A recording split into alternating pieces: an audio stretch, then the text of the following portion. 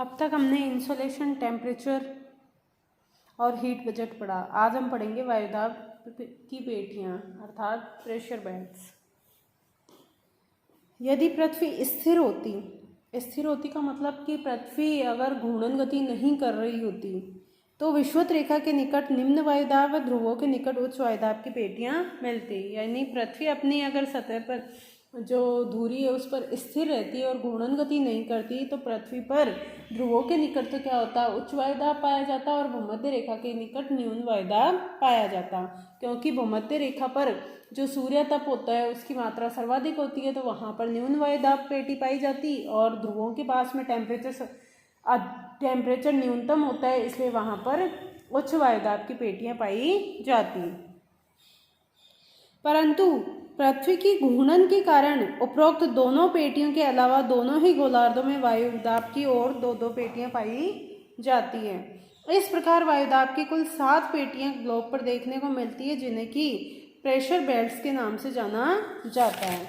तो अगर हम बात करते हैं पृथ्वी पर प्रेशर बेल्ट्स की तो प्रेशर बेल्ट्स में अगर हम बात करते हैं प्रेशर बेल्ट्स की तो हम देखते हैं कि भूमध्य रेखा के निकट 5 डिग्री उत्तर और 5 डिग्री साउथ के मध्य पाई जाती है न्यून वायुदाब की पेटी और ध्रुवों के निकट क्या पाई जाती है, उच्च वायुदाब की पेटी। उसके अलावा अगर सामान्यतः पृथ्वी घूर्णन गति नहीं कर रही होती है, अपनी दूरी पर स्थिर होती तो ये 2 वायुदाब की पेटियां पाई जाती। यानी 3 हो गई, 2 ध्रुवों पर उच्च वायुदाब की पेटी और एक मध्य में भूमध्य रेखीय न्यून वायुदाब की पेटी। और हवाएं क्षैतिज पवनें उच्च वायुदाब से न्यून वायुदाब की ओर प्रवाहित होती है। लेकिन क्योंकि पृथ्वी अपनी सतह पर स्थिर नहीं है बल्कि दूरी पर स्थिर न होकर क्या करती है, घूर्णन गति करती है, तो घूर्णन गति के कारण 2 अन्य वायुदाब की पेटियां भी यहाँ पर पाई जाती हैं। उत्तरी गोलार्ध में ये हो गई भूमध्य रेखीय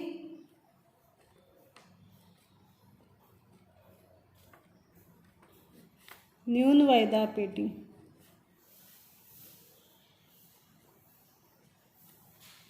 ये हो गई उपोष्ण कटिबंधीय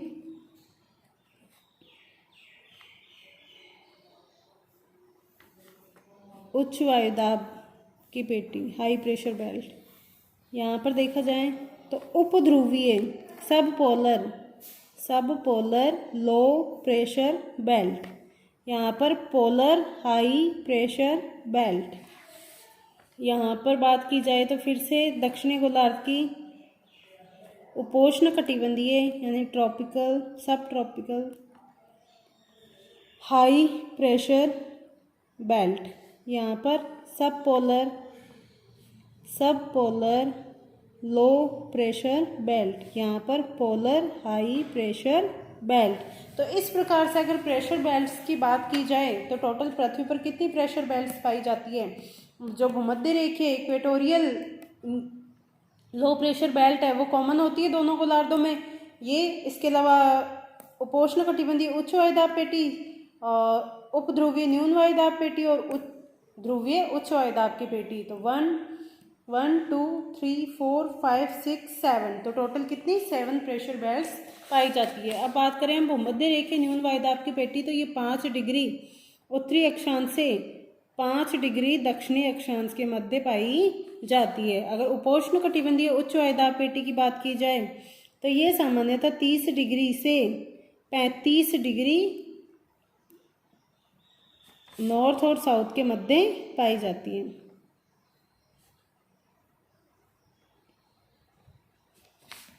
अब बात की जाए उपध्रुवीय न्यून वायुदाब की पेटी की तो ये 60 डिग्री से 65 डिग्री अक्षांशों के मध्य पाई जाती है।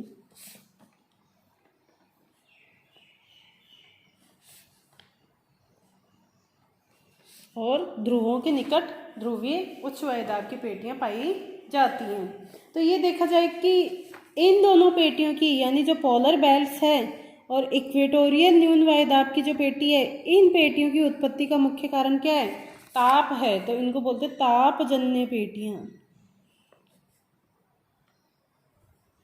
Pressure belt.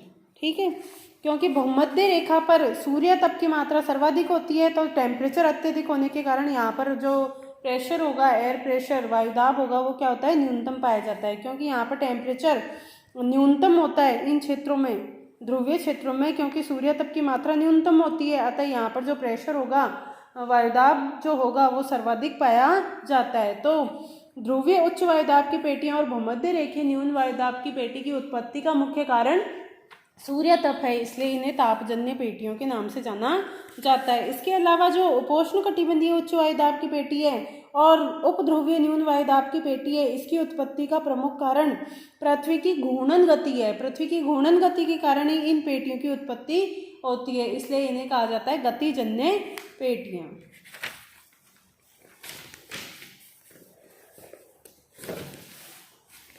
तो सबसे पहले हम बात करते हैं विषुवत रेखीय न्यून वायुदाब की पेटी। तो इस पेटी का विस्तार विषुवत रेखा के दोनों ओर 5 डिग्री अक्षांशों तक मिलता है, यानी भूमध्य रेखा के दोनों ओर 5 डिग्री नॉर्थ से 5 डिग्री साउथ के मध्य भूमध्य रेखीय न्यून वायुदाब की पेटी पाई जाती है। परंतु यह विस्तार स्थायी नहीं होता। वायुदाब पेटियों का यह आदर्श वितरण माना जाता है कि 5 डिग्री नॉर्थ से 5 डिग्री साउथ के मध्य भूमध्य रेखीय न्यून वायुदाब की पेटी पाई जाती है। ये इसकी आदर्श स्थिति है, लेकिन सूर्य के उत्तरायण और दक्षिणायन के साथ साथ वायुदाब की पेटियां भी उत्तर और दक्षिण की ओर शिफ्ट होती रहती हैं।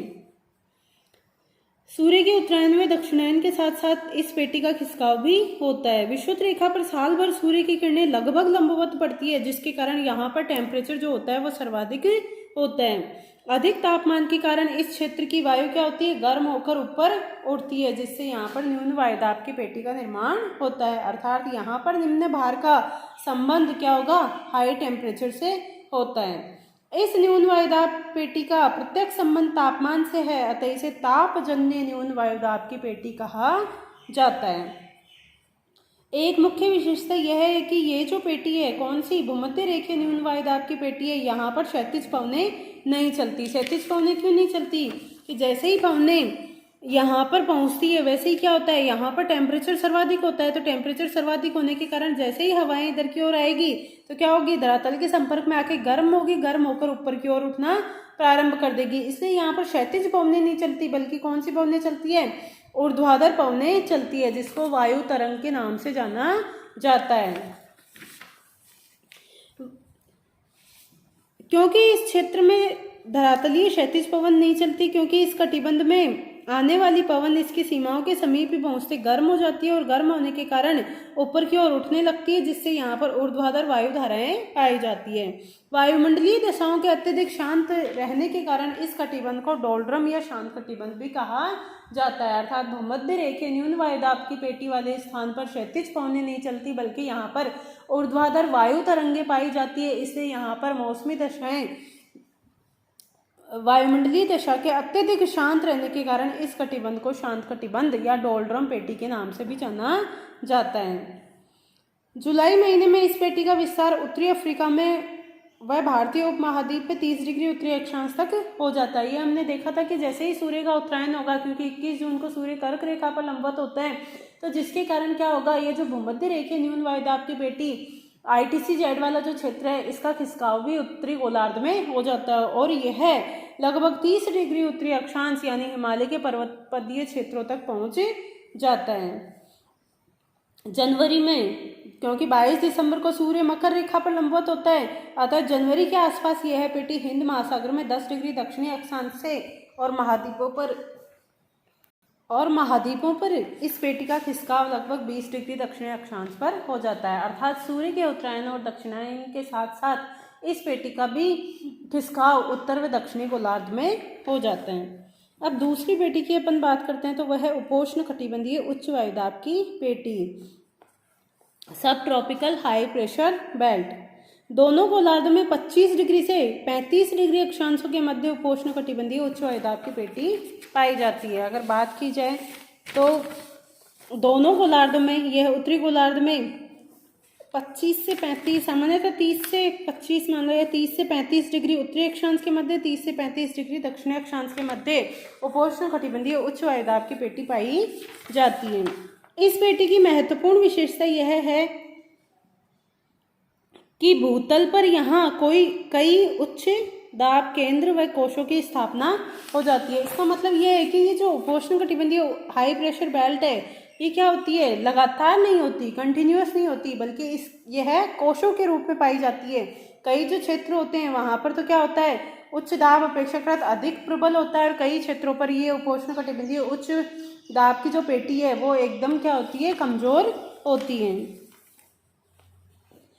इस पेटी के उच्च दाब का कारण तापीय नहीं है। अगर हम बात करें तो टेम्परेचर, क्योंकि यहाँ की तुलना में यहाँ पर टेम्परेचर क्या होता है, ज़्यादा होता है, तो इस हिसाब से यहाँ पर क्या होना चाहिए, जो प्रेशर होगा वो कम होना चाहिए, लेकिन फिर भी यहाँ पर हाई प्रेशर पाया जाता है। तो यह है इसका कारण टेम्परेचर नहीं है, बल्कि यह पृथ्वी की दैनिक गति और वायु के अवतलन से संबंधित है। यानी यहाँ पर हाई प्रेशर पाए जाने के दो मुख्य कारण है। पहला है पृथ्वी की घूर्णन गति। पृथ्वी की घूर्णन गति के कारण वायु क्या होती है, इस क्षेत्र में नीचे की ओर उतरती है, यानी वायु का अवतलन होता है, जिसके कारण इस क्षेत्र में उच्च वायुदाब पाया जाता है। अतः यहाँ पर उच्च दाब का संबंध पृथ्वी की घूर्णन गति या गति से है, इसलिए इसे गतिजन्य पेटी कहा जाता है। इस पेटी का निर्माण विषुवत रेखीय क्षेत्र के ऊपर उठी हुई वायु तथा उपध्रुवीय न्यून वायुदाब से ऊपर उठी हुई वायु के ठंडा होकर नीचे उतरने के कारण है। इसको हम समझते हैं, जैसे देखो वायु की प्रवृत्ति क्या होती है, हमेशा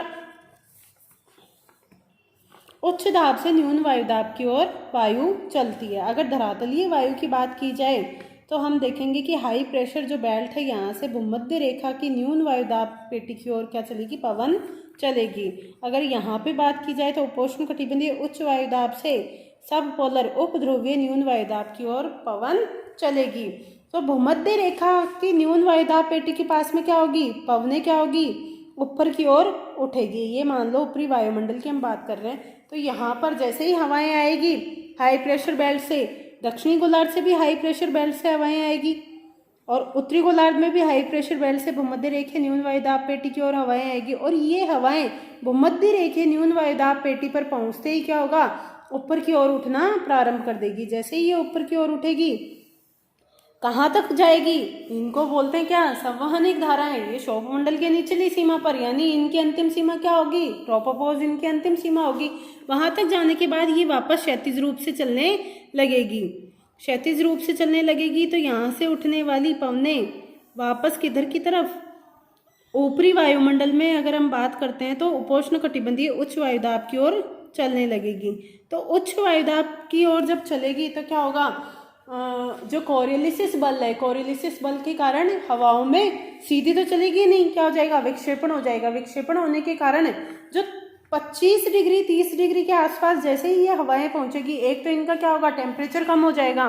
टेम्परेचर कम होने के कारण हवाएं ठंडी होकर भारी हो जाएगी, जिसके कारण नीचे बैठना प्रारंभ कर लेगी। दूसरा मुख्य कारण है कि यहाँ पर विक्षेपण बल इतना ज़्यादा तीव्र हो जाएगा कि ये हवाएं जिनकी दिशा क्या थी, अगर बात की जाए तो यहाँ से बात की जाए तो ये उत्तर की ओर थी और यहाँ दक्षिण की ओर थी, तो ये हवाओं में विक्षेपण इतना अधिक हो जाएगा कि हवाएं लगभग पश्चिम से पूर्व की ओर चलने लग जाएगी। तो जब ऊपरी वायुमंडल में यहाँ पश्चिम से पूर्व की ओर हवाएं चलेगी, इस प्रकार से हवाएं चलने लगेगी, तो ये ऊपर उठ के इधर जो हवाएं आ रही है ये क्या हो जाएगी, बाधित हो जाएगी। बाधित होने के कारण यहाँ पर एक वायु का बहुत बड़े मतलब वायु के गुब्बार का निर्माण हो जाएगा, और ये क्या होगा, नीचे की ओर बैठना, हवाएं जैसे ही यहाँ से टकराएगी यहाँ पे इकट्ठी हो जाएगी। इकट्ठी होने के कारण फिर जब इकट्ठी होकर ये नीचे की ओर बैठना प्रारंभ कर देगी, तो नीचे की ओर जब बैठेगी तो यहाँ पर क्या होगा, हाई प्रेशर का निर्माण हो जाएगा। हवाओं के नीचे उतरने के कारण यहाँ पर हाई प्रेशर का निर्माण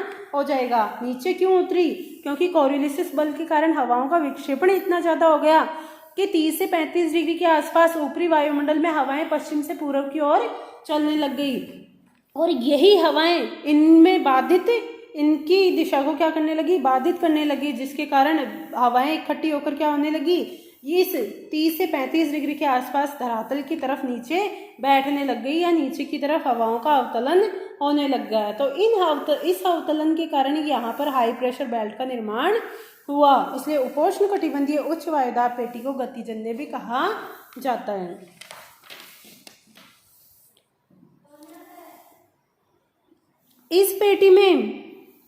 इस पेटी का निर्माण विषुवतरेखीय क्षेत्र में ऊपर उठी हुई वायु तथा उपध्रुवीय न्यून वायुदाब से ऊपर उठी हुई वायु के ठंडा होकर नीचे उतरने के कारण हुआ है। इस पेटी में उच्च दाब की उत्पत्ति का दूसरा कारण कोरियोलिसिस बल है।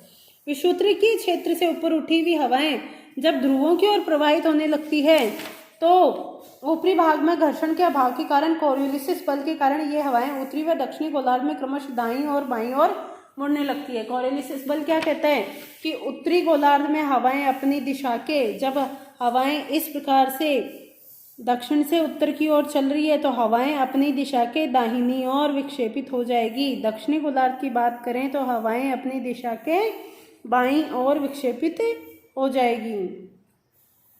तो जिसके कारण क्या होगा, हवाएं अगर इधर बात करें तो बाईं ओर, ठीक है, बाईं ओर विक्षेपित हो जाएगी। तो जब ये विक्षेपण बल क्या होगा, ऊपरी वायुमंडल में घर्षण बल न्यूनतम होने के कारण अत्यधिक प्रभावी हो जाएगा। तो जिसके कारण हवाओं की दिशा 30 से 35 डिग्री के आसपास क्या हो जाएगी, लगभग पश्चिम से पूर्व की ओर हो जाएगी।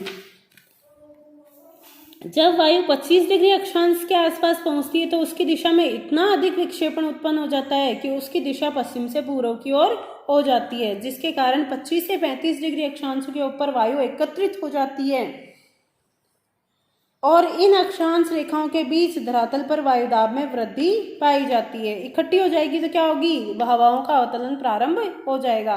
इन अक्षांश रेखाओं के बीच वायु के एकत्रित होने का दूसरा कारण जेट स्ट्रीम का प्रवाहित भी होना है, क्योंकि इस अक्षांशों के आसपास कौन सी जेट स्ट्रीम चलती है, उपोष्ण कटिबंधीय पश्चिमी जेट स्ट्रीम भी चलती है, जिसकी दिशा भी पश्चिम से पूर्व की ओर। ये जेट स्ट्रीम पवने भी इन पवनों के ध्रुवों की ओर जाने में बाधा उत्पन्न करते हैं, यानी इन पवनों की गति में बाधा उत्पन्न करते हैं, जिसके कारण हवाएं यहाँ पर इन अक्षांशों के आसपास इकट्ठी हो जाती हैं।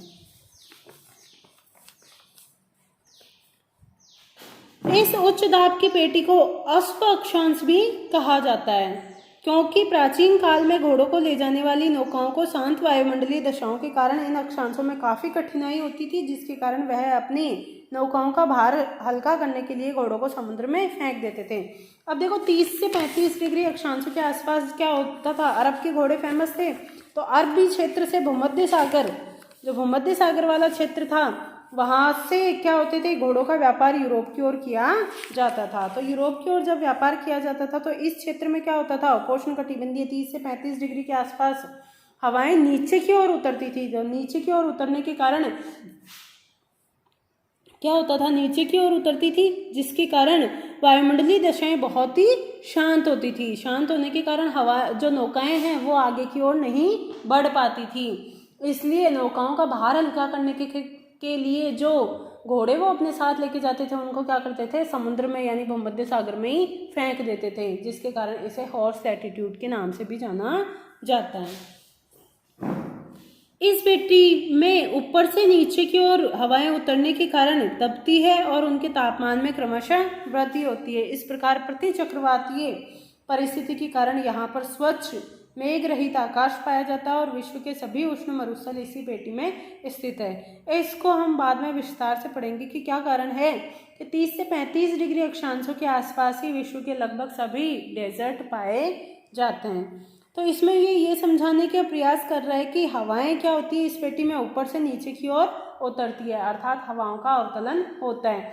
तो ऊपरी वायुमंडल से जब हवाएं नीचे की ओर आएगी तो नॉर्मल लैप्स रेट के कारण क्या होगा, हवाओं का टेम्परेचर बढ़ेगा। टेम्परेचर बढ़ने से उनकी आर्द्रता घटेगी और इस क्षेत्र में क्या होगा, नीचे की तरफ सतह के आसपास प्रतिचक्रवाती उच्च वायुदाब की स्थिति उत्पन्न हो जाएगी। तो प्रतिचक्रवाती दशाएं उत्पन्न होने के कारण यहाँ पर वायुमंडलीय दशाएं हमेशा कैसी रहेगी, शांत प्रकार की रहेगी।